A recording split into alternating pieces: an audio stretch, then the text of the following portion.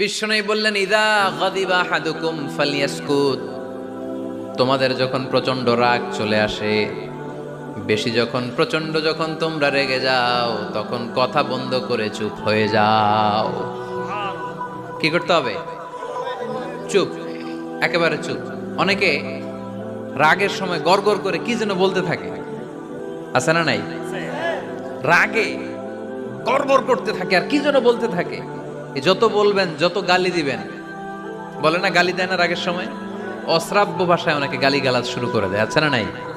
না, আসুকুত, ইদা গাদিবা আহাদুকুম ফালিয়াসকুত। আল্লাহ রাসূল সাল্লাল্লাহু আলাইহি ওয়াসাল্লাম বললেন, যখন তোমাদের কেউ প্রচন্ড রেগে যায়, সে তার কথা যেন বন্ধ করে দেয়। চুপ, keep silent, keep quiet, relax, cool. পারবেন? তাহলে প্রথম টিপস কি পড়তে হবে?